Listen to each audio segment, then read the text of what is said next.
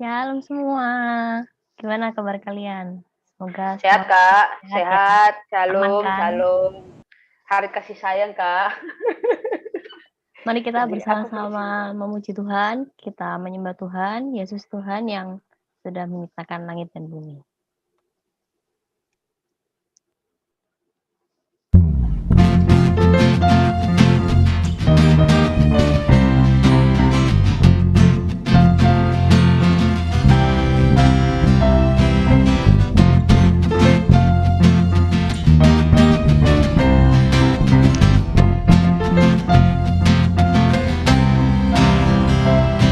Langit dan bumi, pujilah Tuhan, sebab Dia ciptakan semuanya.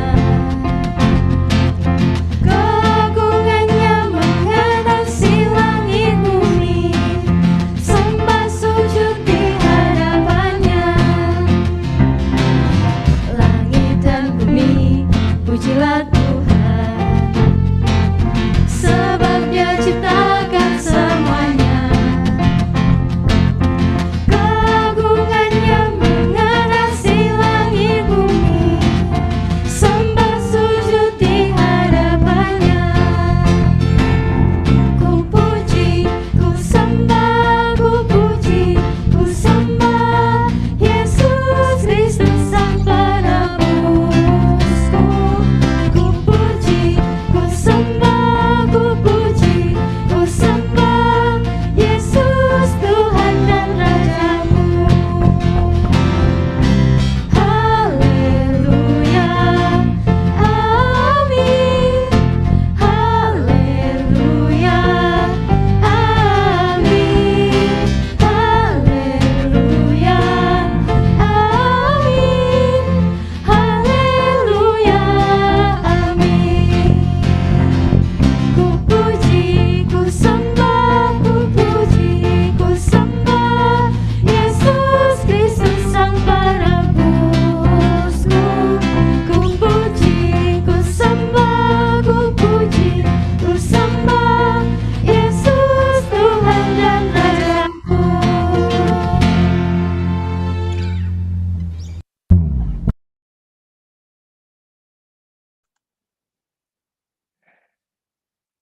Pertolongan kita adalah dalam nama Tuhan yang menjadikan langit dan bumi.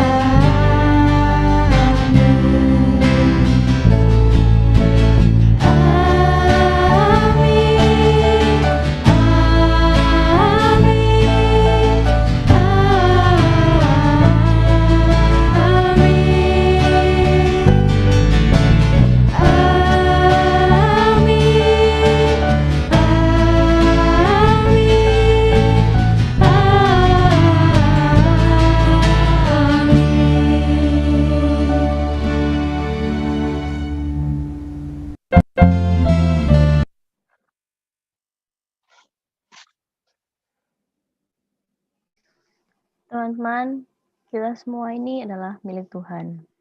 Biarlah kita semua memiliki kerinduan untuk selalu dekat, untuk selalu bersama dengan Tuhan. Aku milikmu, Yesus Tuhanku.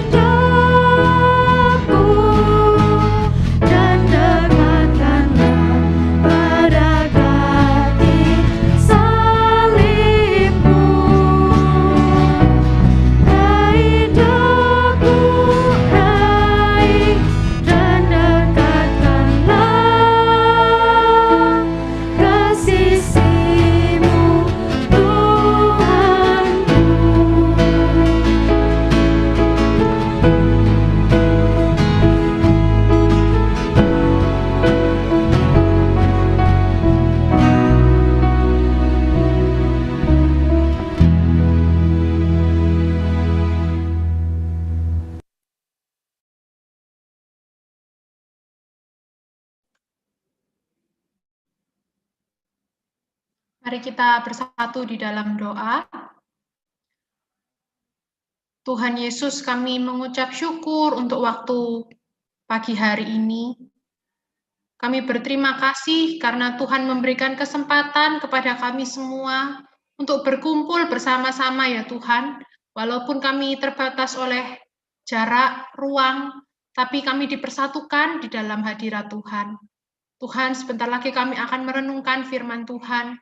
Biarlah firman itu boleh berbicara kepada setiap kami, mengubahkan hidup kami ya Tuhan. Tuhan tolong hamba-Mu dalam keterbatasannya, supaya dapat menyampaikan firman dengan jelas, dan terutama ya Tuhan, kami yang mendengarkan, kami boleh melakukan firman Tuhan di dalam hidup kami. Terima kasih Tuhan, kami menyerahkan jalannya pemberitaan firman pada hari ini ke dalam tangan Tuhan. Di dalam nama Tuhan Yesus kami berdoa. Amin. Oke, shalom, selamat pagi semuanya. Pagi. Shalom, saya jawab sendiri ya. Pagi. Ya, senang ya. Bersyukur hari ini bisa bertemu dengan rekan-rekan semua walaupun hanya lewat layar ya. Biasanya kan justru khotbahnya cuma lihat kamera, tapi hari ini bersyukur bisa lihat teman-teman semuanya. By the way, selamat Hari Kasih Sayang. Ya, saya di sini melihat wajah-wajah ya yang kelihatan cuma beberapa ya. Wajah-wajah senyum, penuh pengharapan, apakah dapat coklat bunga? Mari kita lihat nanti ya. Oke, teman-teman semua, hari ini kita akan merenungkan firman Tuhan. Saya beri tema kesempurnaan cinta. Ya, auto nyanyi ya, kesempurnaan cinta. Oke, saya share screen. Mari kita buka dari 1 Korintus 9 ayat 15 sampai 23. 1 Korintus 9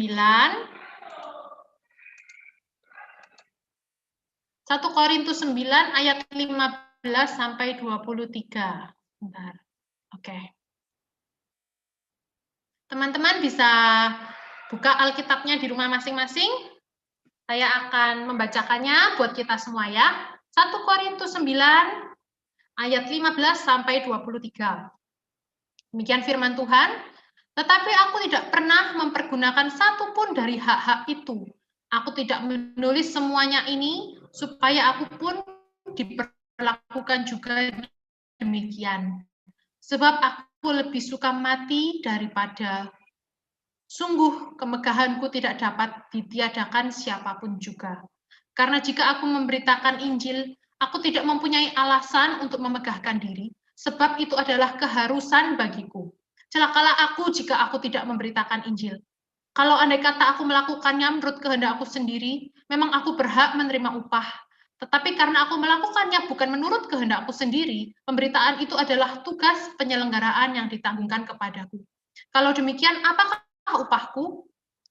Upahku ialah ini, bahwa aku boleh memberitakan Injil tanpa upah, dan bahwa aku tidak mempergunakan hakku sebagai pemberita Injil. Sungguh pun aku bebas terhadap semua orang, aku menjadikan diriku hamba dari semua orang, supaya aku boleh memenangkan sebanyak mungkin orang. Demikianlah bagi orang Yahudi, aku menjadi seperti orang Yahudi, supaya aku memenangkan orang-orang Yahudi. Bagi orang-orang yang hidup di bawah hukum Taurat, aku menjadi seperti orang yang hidup di bawah hukum Taurat. Sekalipun aku sendiri tidak hidup di bawah hukum Taurat, supaya aku dapat memenangkan mereka yang di bawah hukum Taurat.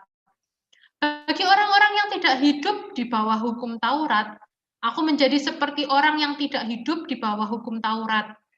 Sekalipun yang tidak hidup di bawah hukum Taurat.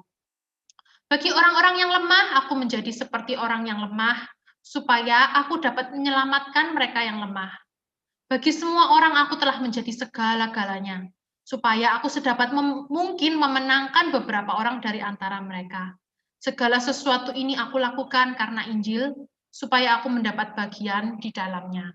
Sedemikian jauh pembacaan firman Tuhan, berbahagialah kita yang mendengar, merenungkan, dan terlebih melakukannya di dalam hidup kita. Teman-teman, di beberapa negara bagian luar, di luar negeri gitu ya, di beberapa negara, menganggap hewan peliharaan sebagai bagian dari keluarga itu adalah hal yang sangat biasa, ya.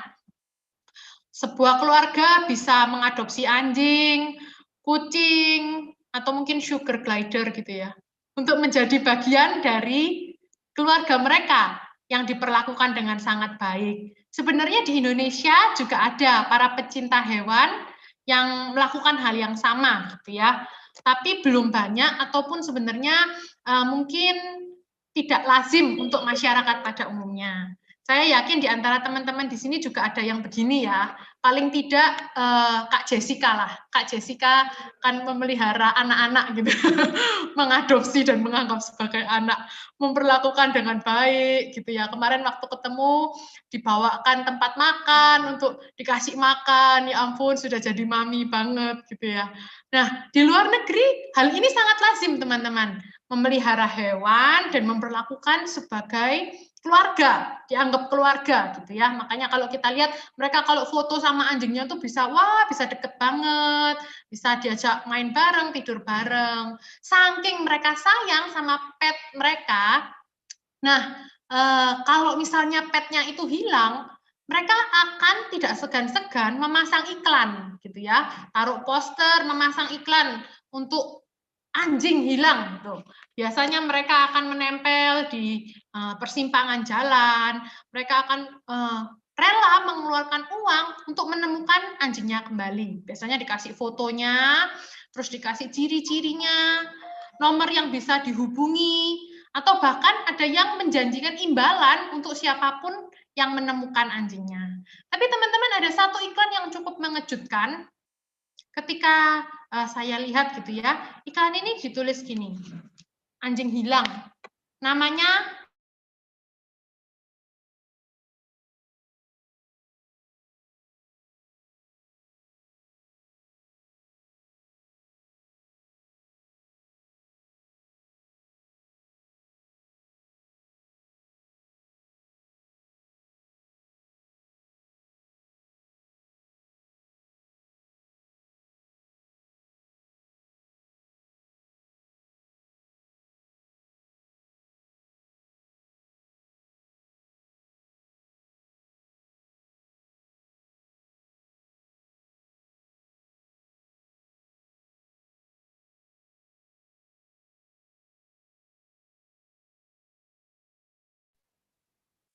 Nah, sudah muncul kembali.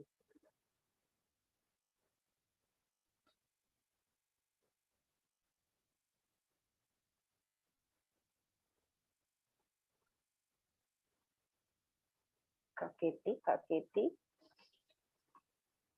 Mungkin belum bayar kuota ya. Coba ditunggu sebentar. kedengeran ya? Iya. Terputus. Kurang Kedengeran. lagi saya ya.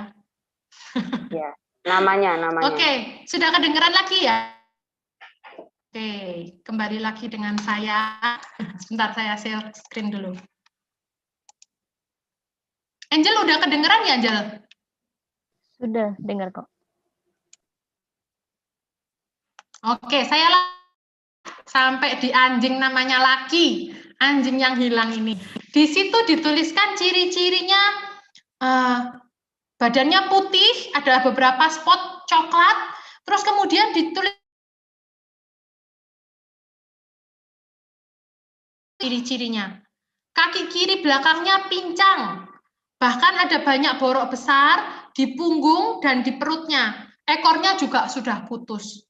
Teman-teman ketika melihat iklan seperti ini tentu kita heran, terkejut gitu ya.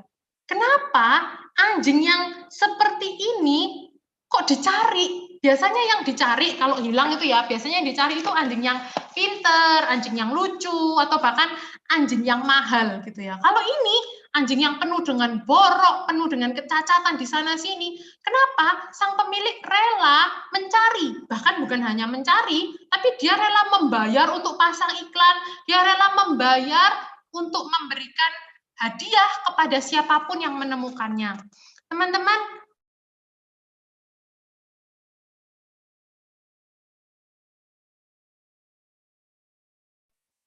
betapa berharganya anjing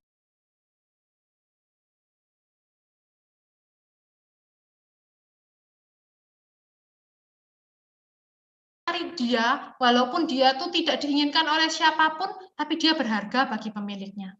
Teman-teman, bukankah itu juga apa yang Tuhan lakukan di dalam kehidupan kita? Paling tidak itulah yang dirasakan oleh Rasul Paulus gitu ya. Sehingga di dalam suratnya dia pernah mengatakan, di antara semuanya aku inilah yang paling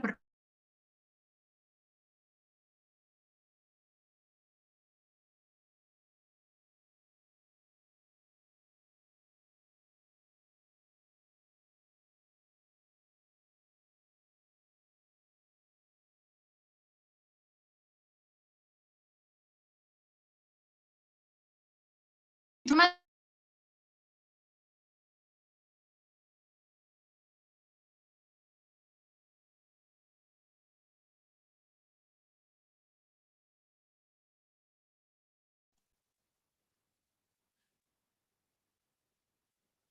teman-teman, saya pikir seharusnya ini bukan hanya menjadi pengalaman Paulus saja.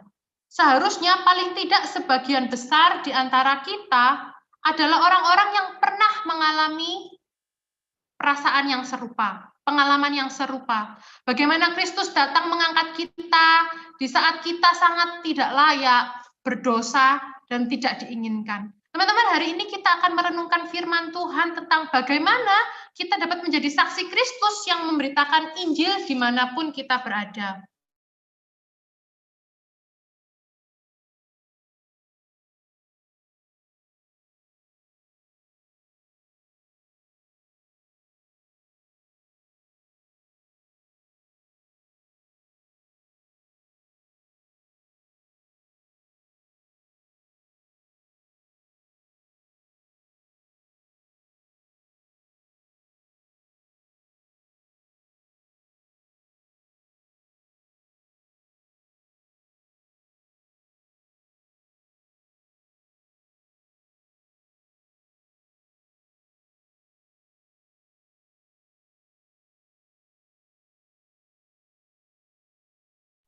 Tunggu bentar lagi ya. Bentar.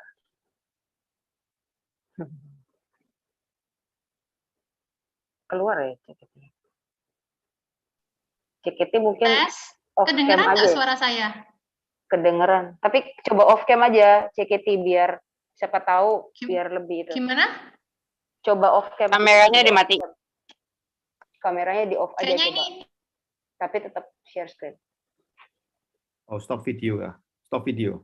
Iya, stop video maksudnya. Stop kameranya. Kayaknya wifi-nya nggak ngangkat ya. Bisa, C. Nge-freeze. Oke, kita tunggu lagi sebentar ya teman-teman. Mungkin CKT. Pakai kuota kali ya. Enggak, dia di gereja kok. Harusnya sih ada wifi gereja. Oh, di gereja? Iya. Maksudnya bukan di gereja sini, di gerejanya. Oh, saya pikir di Solong. Kalau di Solong sih mestinya kenceng. Iya. Kita tunggu sebentar ya teman-teman. Mungkin bisa siapin coklat. Udah masuk orangnya. Nah, mana nih? Tambah putus ya. Off cam, Kak Keti. Coba off cam aja. Belum. Stop video. kedengeran ya suaranya? Ya, kedengaran. Oke, saya lanjutkan ya. Jadi sampai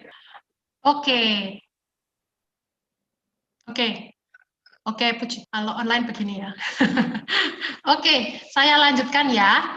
Oke, teman-teman, jadi bagaimana seseorang itu bisa menjadi orang yang memberitakan Injil kemanapun dia pergi. Kayak kita lihat Rasul Paulus ini ya, dia jadi orang yang penuh dengan jika tidak dimulai, dia terlebih dahulu mengalami kesempurnaan cinta dari Tuhan. Kesempurnaan cinta yang dia rasakan, bagaimana Tuhan itu menyelamatkan dia, bagaimana Tuhan itu menyentuh hatinya, bagaimana Tuhan itu memiliki karya yang besar dalam hidupnya.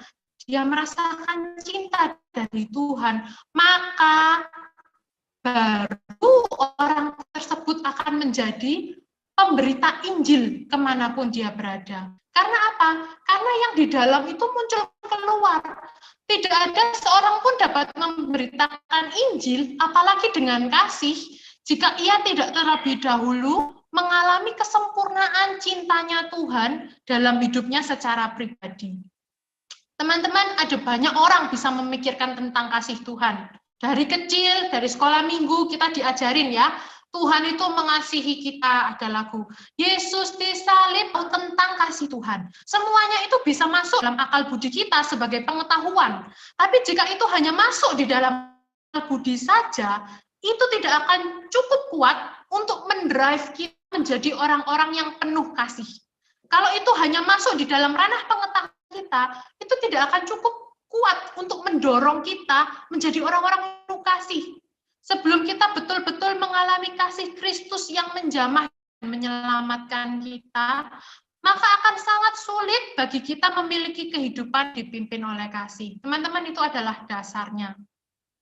Bagian firman Tuhan yang kita baca tadi, itu adalah bagian dari perikop sebelumnya yang menceritakan bagaimana Paulus sebagai Rasul Allah, dia bilang, sebagai Rasul Allah, aku tidak mau menggunakan hak-hakku sebagai pemberita Injil di Korintus.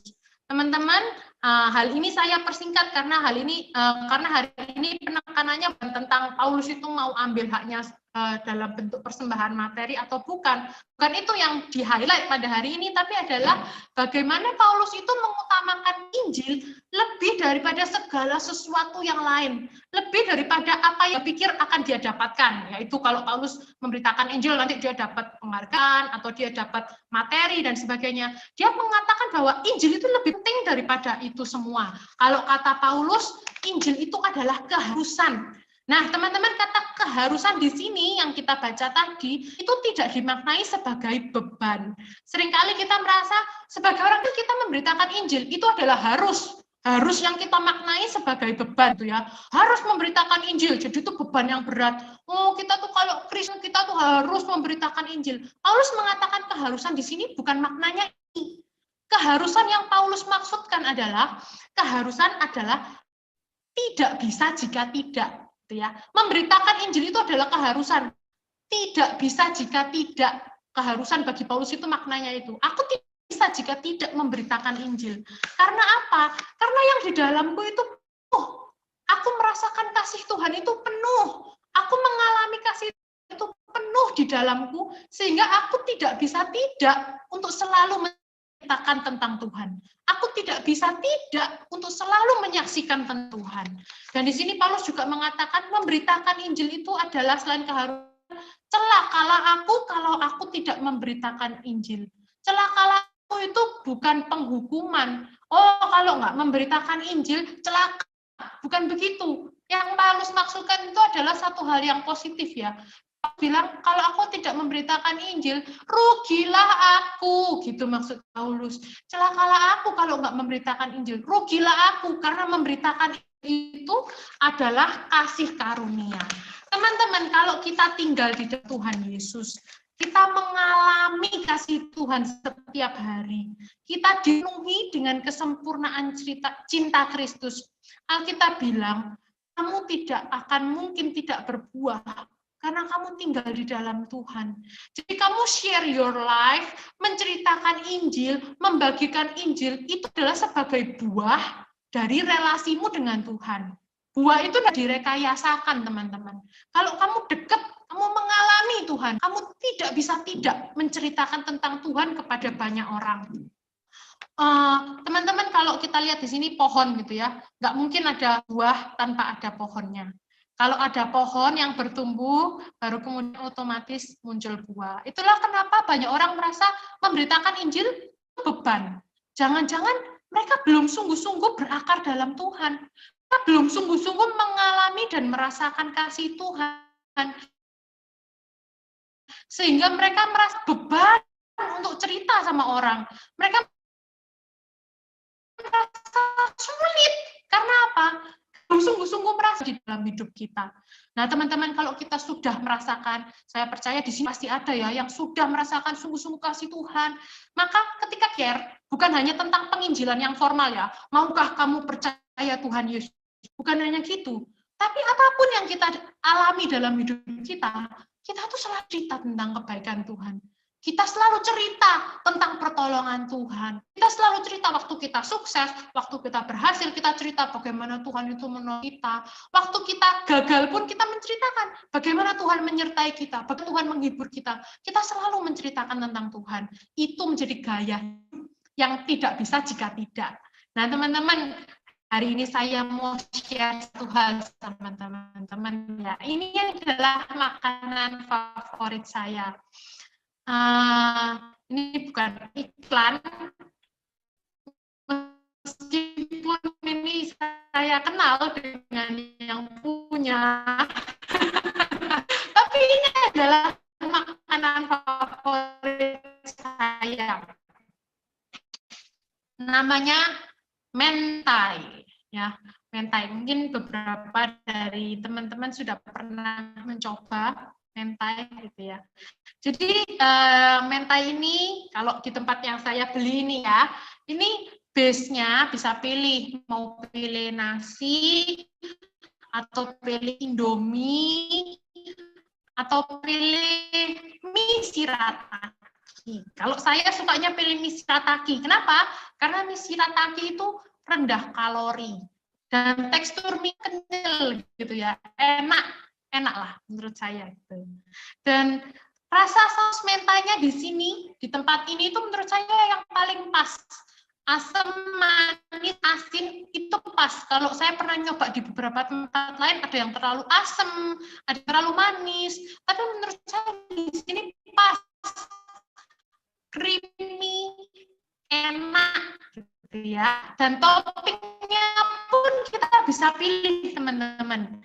Kalau saya biasanya pilih yang beef atau yang salmon. Saya paling suka yang beef sama yang salmon.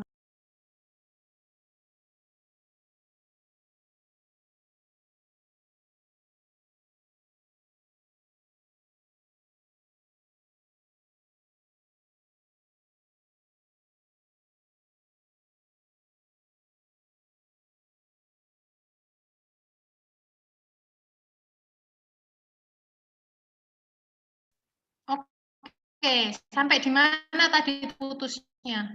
Gara-gara saya ngiming-ngimingi mentai jadi terputus ya.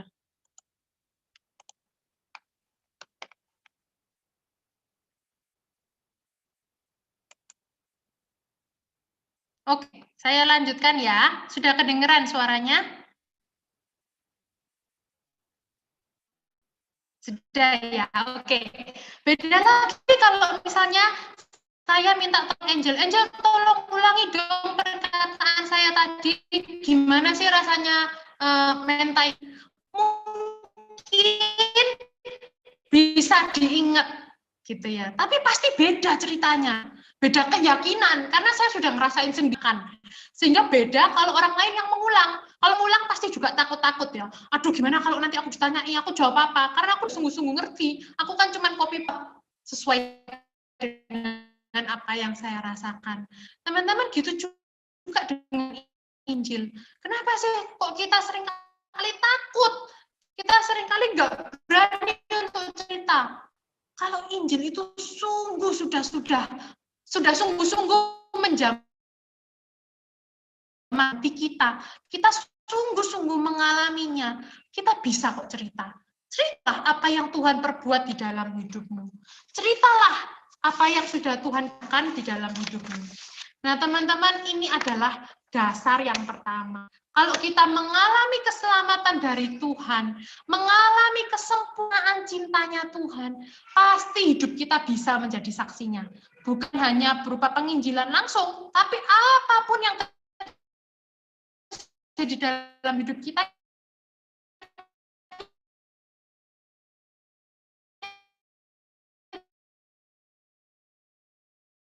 kita selalu menyaksikan Kristus. Ada dorongan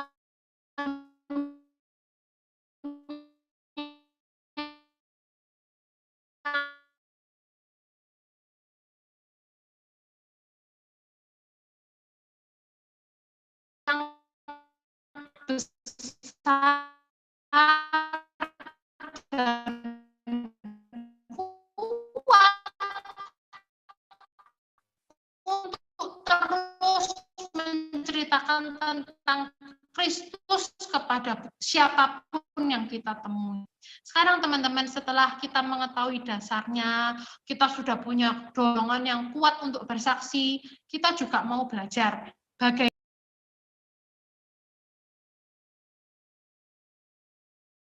Left lagi, guys.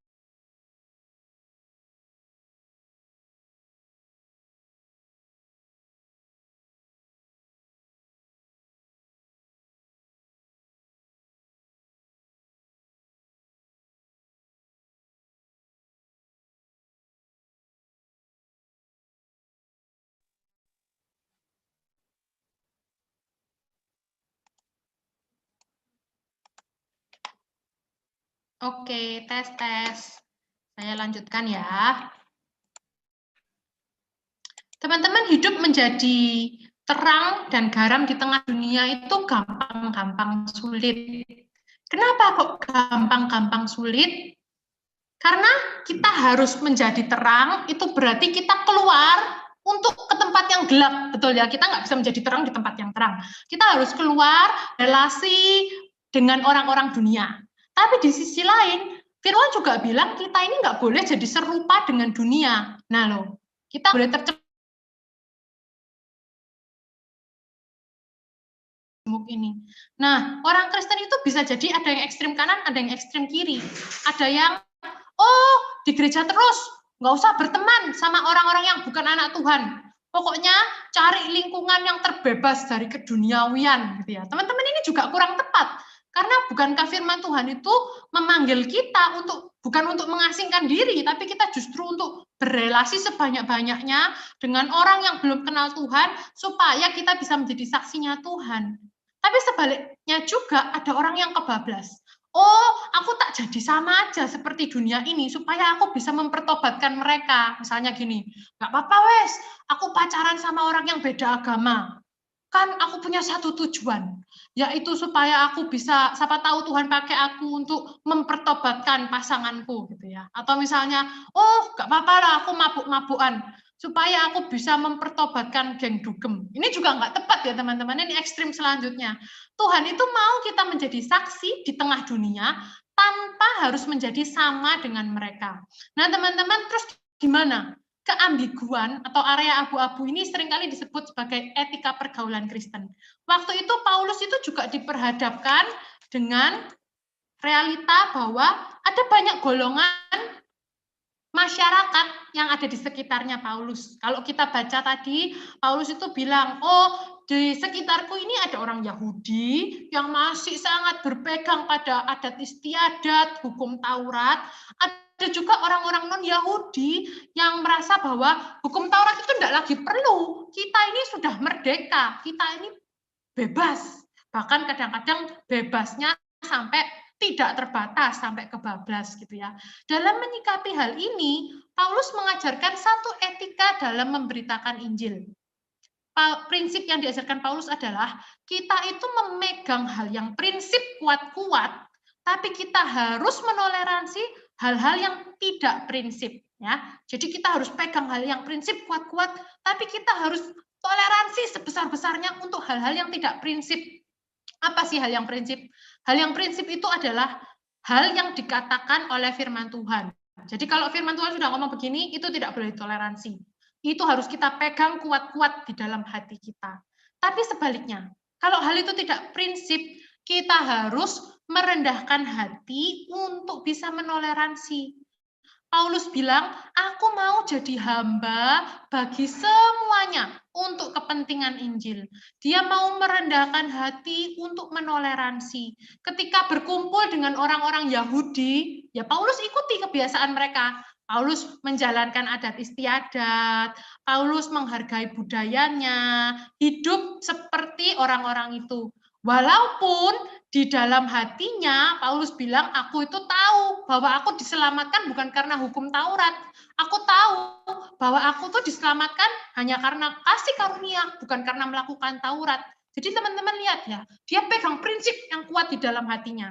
Tapi untuk apa yang dia lakukan, dia menoleransi sebesar-besarnya kepada orang-orang Yahudi. Demikian juga kepada orang-orang non-Yahudi, kumpulan orang non-Yahudi. Paulus juga ketika hidup dengan mereka, Paulus hidup seperti mereka. Hidup seperti orang-orang yang tidak lagi berada di bawah hukum Taurat. Ya misalnya mereka makan persembahan yang sudah dipersembahkan kepada berhala. Ya nggak apa-apa, Paulus makan. Paulus lakukan itu karena dia menoleransi. Walaupun dia bilang dalam hatiku, aku tahu aku ini berada di bawah hukum Allah. Bahkan ketika Paulus itu kumpul dengan tanda kutip orang-orang yang lemah, Paulus pun jadi sama seperti mereka, menjadi seperti mereka. Paulus hidup seperti orang-orang yang lemah. Supaya apa? Karena Paulus tahu tujuannya hanya satu. Dia mau supaya kemanapun dia berada, Injil itu bisa diberitakan. Teman-teman, hal ini kelihatannya sepele, tapi sebenarnya sangat dalam ya. Kalau hati kita itu begitu besar digerakkan oleh kasih Kristus, perbedaan-perbedaan yang luar itu enggak terlalu masalah kok. Karena kita bisa melihat hal yang jauh lebih besar, yaitu bagaimana Tuhan itu bisa menyelamatkan jiwa orang-orang. Teman-teman, kalau kita hidup di era ini, mungkin tantangannya berbeda dengan Paulus. Waktu konteksnya Paulus, dia menghadapi orang Yahudi, orang non-Yahudi, orang kuat, orang lemah. Kalau di konteks pergaulan kita sekarang, mungkin kita bertemu dengan lingkungan, misalnya golongan dalam pertemanan kita ya, ada golongan apa aja sih? Mungkin ada golongan sultan, ya mungkin ada golongan yang apa katanya ginjalnya meronta. Apa sih itu kalau komen-komen orang suka orang yang sederhana gitu ya. Ada orang yang kaya-kaya, ada orang sederhana. Mungkin kita hidup di lingkungan yang seperti itu ya. Ada orang-orang yang sangat mampu, ada yang sederhana. Ada golongan suku A, jadi kumpulnya si suku A gitu ya. Ada orang-orang yang kumpulnya sama suku-suku B gitu ya.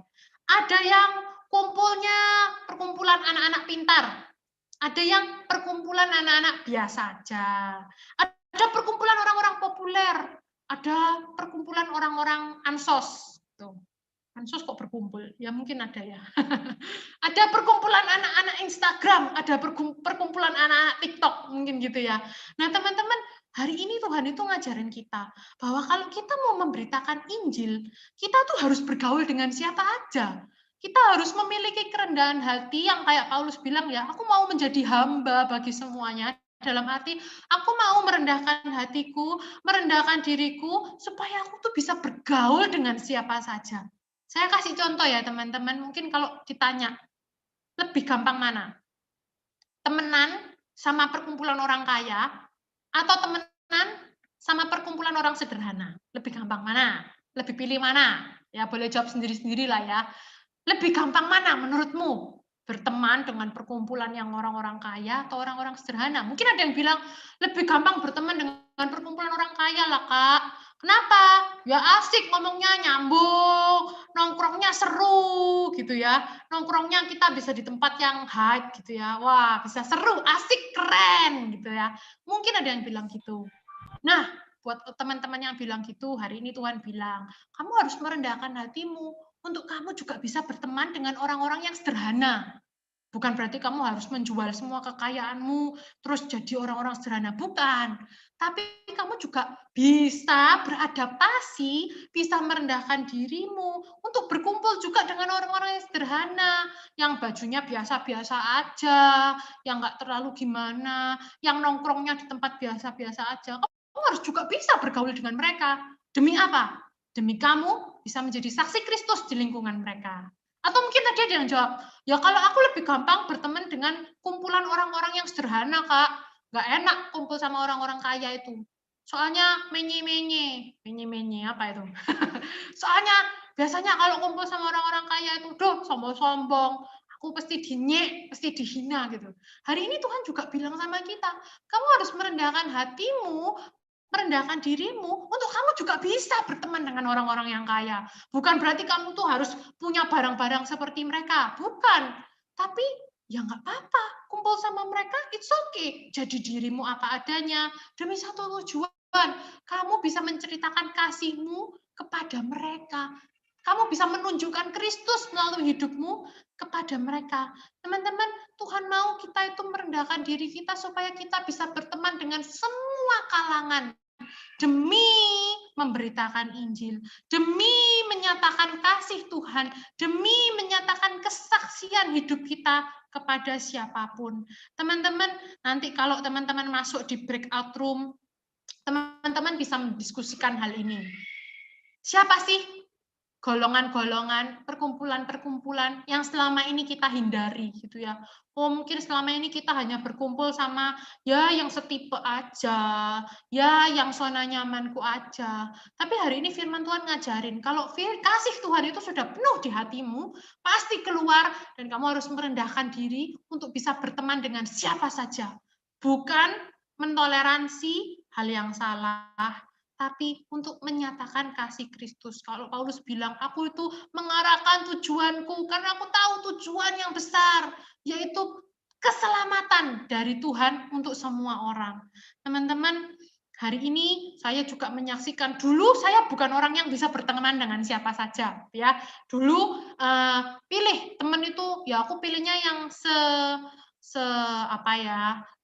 selevel dalam arti, ya yang orang-orang yang ya hartanya selevel gimana sih, nggak terlalu kaya, nggak terlalu miskin gitu ya mungkin, atau temenannya sama ya yang setipe lah, yang nyambung. Tapi sejak kasih Tuhan itu memenuhi, Tuhan itu mengajarkan bahwa banyak orang dari semua kalangan membutuhkan kasih Kristus, dan Tuhan memanggil kita untuk itu, untuk berteman dengan mereka semua, apapun kalangannya, kayak Paulus, dengan orang Yahudi, dengan orang non-Yahudi, dengan orang kuat, dengan orang yang lemah, dia menjadi segala-galanya. Supaya apa? Supaya Injil itu dapat diberitakan. Prinsipnya hanya satu, peganglah hal yang prinsip kuat-kuat, jangan menoleransi sedikit pun kalau hal itu prinsip. Kamu boleh berteman dengan siapapun, bergaul dengan kalangan manapun, tapi jangan menoleransi kalau itu sesuai dengan prinsip firman Tuhan. Tapi sebaliknya, toleransilah sebanyak-banyaknya kepada hal-hal yang tidak prinsip. Masalah pakaian, masalah gaya hidup, masalah yang tidak prinsip, toleransilah sebanyak-banyaknya demi satu tujuan yang besar. Injil dapat diberitakan kepada semakin banyak orang. Teman-teman, saya rindu kita semua anak-anak muda di tempat ini yang mendengarkan firman Tuhan, boleh melakukan firman Tuhan di dalam hidup kita. Tuhan itu mau memakai hidupmu, orang-orang yang sudah diselamatkan, untuk menjadi saksi buat semakin banyak orang. Dimulai dengan satu langkah awal. Bertemanlah dengan semakin banyak orang.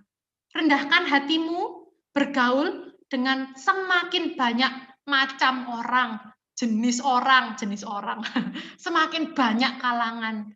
Supaya apa? Supaya Injil dapat diberitakan kepada siapapun. Mari kita berdoa, mari kita menundukkan kepala, kita mau berdoa. Tuhan Yesus, hari ini firman Tuhan telah diberitakan kepada kami semua. Kami mengingat bagaimana kami yang tidak layak, kami yang cacat, kami yang hina, boleh diambil oleh Tuhan, diangkat, dijadikan anak Tuhan yang berharga. Kami sangat bersyukur untuk kasih Tuhan yang besar. Ya Tuhan, biarlah hidup kami terus dekat dengan Tuhan, sehingga hidup kami terus didrive, dikendalikan oleh kasih Tuhan. Hidup kami dipenuhi kasih Tuhan, sehingga kemanapun kami pergi, apa yang kami saksikan hanyalah kebaikan Tuhan.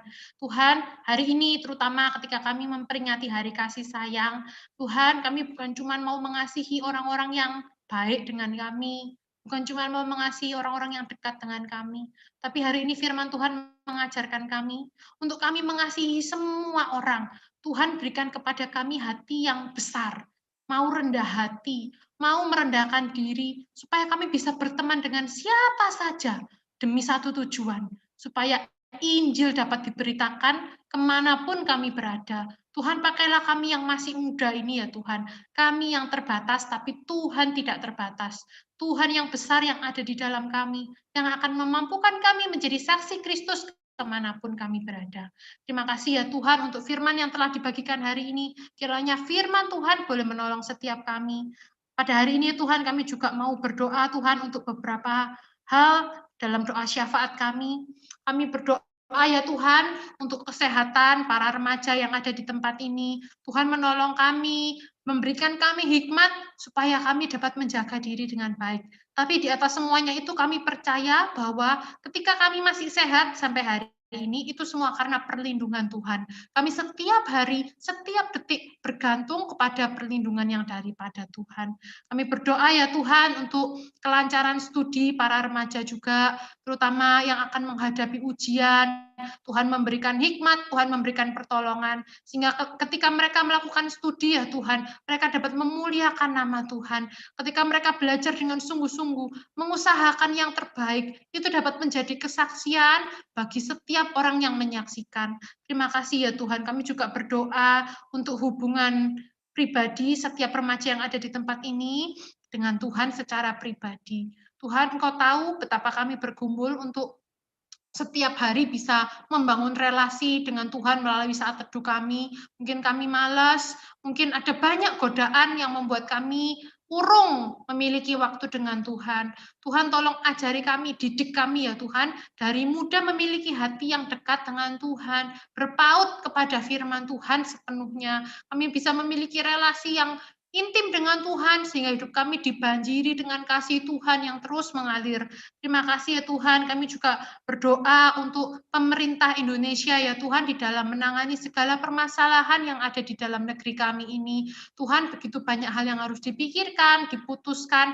Tuhan memberikan kepada mereka hikmat, terutama hati yang takut akan Tuhan di dalam memutuskan segala sesuatu. Sehingga setiap keputusan itu boleh membawa kebaikan bagi semua orang. Terima kasih Tuhan, kami menyerahkan doa syafaat kami hari ini ke dalam tangan Tuhan. Terjadilah segala sesuatu menurut kehendak, waktu, dan rencana Tuhan.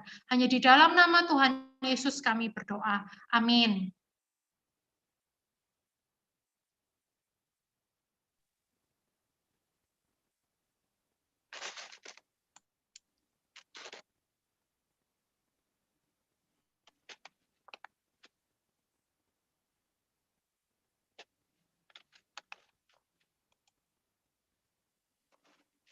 Oke, rekan-rekan remaja, sekarang saatnya kita boleh mempersembahkan untuk persembahan kita di hadapan Tuhan yang akan didasari dari ayat firman Tuhan dari 2 Korintus pasal ke-8 ayat yang ke-12. Sebab jika kamu rela untuk memberi, maka pemberianmu akan diterima, kalau pemberianmu itu berdasarkan apa yang ada padamu, bukan berdasarkan apa yang tidak ada padamu. Mari kita persembahkan. Mungkin dari Stephen bisa share screen. Ya, jadi silakan rekan-rekan remaja bisa memberikan persembahan dengan cara scan dari barcode yang ada di screen, atau kalau bukan, bisa nanti dari kantor gereja akan mengambil juga. Bisa dengan menggunakan QR code, baik menggunakan OVO, Dana, ataupun GoPay.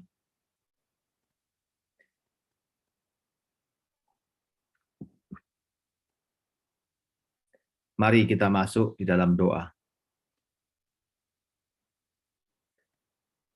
Tuhan Allah Bapa kami yang kami sembah di dalam nama Tuhan kami, Yesus Kristus.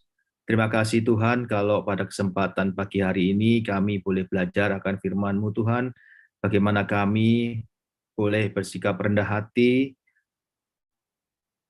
patuh di dalam prinsip firman-Mu Tuhan, tetapi kami boleh fleksibel dalam kami bergaul di masa muda kami, di masa remaja kami, untuk boleh memberitakan akan firman-Mu.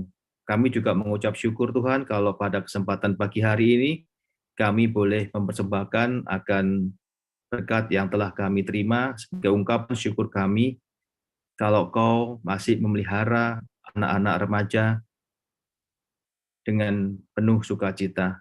Terima kasih Tuhan, biarlah persembahan yang telah kami kumpulkan ini boleh menjadi berkat buat pelayanan di GKI Sulung. Terima kasih Bapak, Di dalam nama Tuhan Yesus, kami sudah berdoa dan mengucap syukur. Amin. Teman-teman, semua yang terjadi sekarang ini, semua itu karena anugerah Tuhan. Biarlah melalui firman hari ini, kita bisa tetap merasakan kasih Tuhan, sehingga kita bisa menjadi terang bagi dunia ini, kita bisa menyebarkan kasih Tuhan itu bagi dunia ini, dan kita bisa tetap yakin untuk selalu mengikuti Yesus.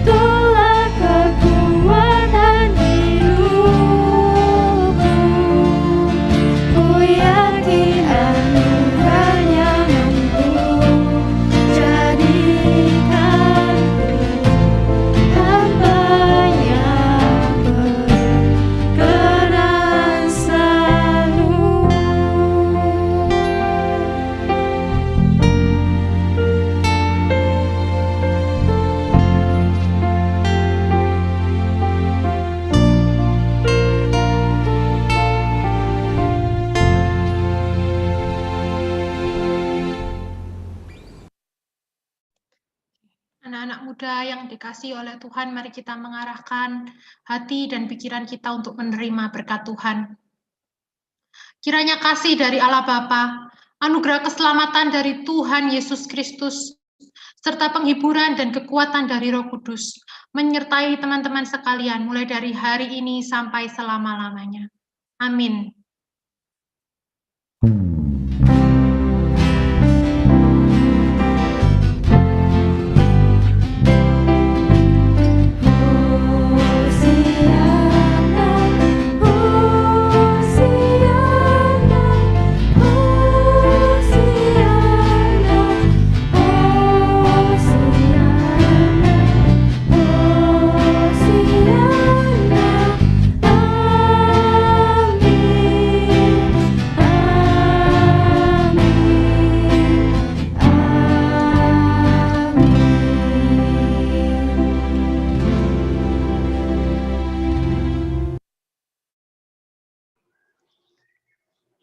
Selamat hari Minggu, teman-teman. Sebentar, kalian jangan live dulu ya. Seperti biasa,